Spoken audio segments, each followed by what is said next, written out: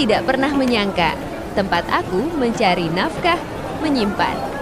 Cerita kelam yang sampai sekarang masih menghantui pikiranku. Kejadian ini terjadi sekitar tahun 2019 saat aku bekerja di sebuah pabrik sepatu. Awalnya tidak ada yang aneh, semua berjalan normal sampai 2 minggu sebelum Imlek. Hari itu, satu orang tiba-tiba berteriak histeris. Kami pikir cuma kecapekan, tapi besoknya bertambah. 1, lalu 2, lalu banyak. Ada yang menangis sambil menjerit, ada yang mengamuk, bahkan ada yang merangkak sambil menggeram seperti makan. Beberapa orang yang peka bilang mereka melihat bayangan hitam besar menempel di tubuh orang yang kesurupan. Aku diam saja karena aku juga bisa melihatnya. Di lain yang berbeda dengan tempatku bekerja, seorang temanku tiba-tiba jatuh, tubuhnya kejang, matanya kosong, dan di belakang tubuhnya aku melihat sesuatu, bayangan hitam sangat besar, lebih besar dari tubuh manusia, seolah makhluk itu sedang menumpang di badannya. Tapi teror belum selesai. Pabrik tetap memaksa kami lembur. Akhirnya hanya line C yang beroperasi, sementara line D, khususnya meja 3, masih lembur membongkar sepatu. Malam itu, seorang temanku sebut saja R, tiba-tiba bersenandung lagu Jawa. Suaranya pelan, nadanya lembut, tapi rasanya dingin. Bulu kuduku berdiri.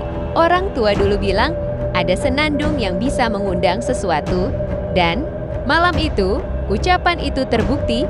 Tak lama setelah senandung berhenti, satu orang jatuh, disusul yang lain kesurupan. Lagi teriakan, tangisan, kekacauan. Beberapa hari kemudian, kejadian yang lebih mengerikan terjadi. Seorang pekerja mengalami kecelakaan kerja.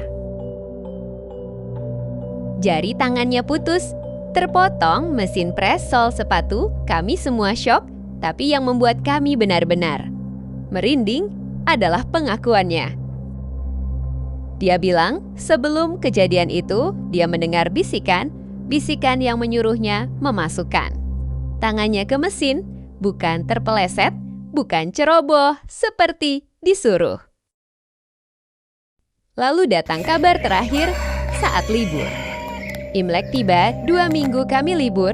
Seorang temanku meninggal dunia ditabrak kereta api menurut berita itu kecelakaan biasa. Tapi di antara kami para pekerja, beredar bisikan lain, katanya 2 orang itu dijadikan tumbal dipersembahkan oleh pemilik gedung pabrik demi melancarkan usahanya menjelang Imlek. Entah itu benar atau tidak, yang jelas setelah Imlek berakhir, pabrik mengadakan syukuran besen, kirim doa, ritual keagamaan, semua. Keyakinan dilibatkan dan sejak hari itu semua berhenti. Tidak ada lagi kesurupan, tidak ada bayangan hitam, tidak ada kecelakaan aneh. Tapi bagiku, aku percaya satu hal, tidak semua usaha dibayar dengan uang, kadang ada harga yang jauh lebih mahal, nyawa manusia.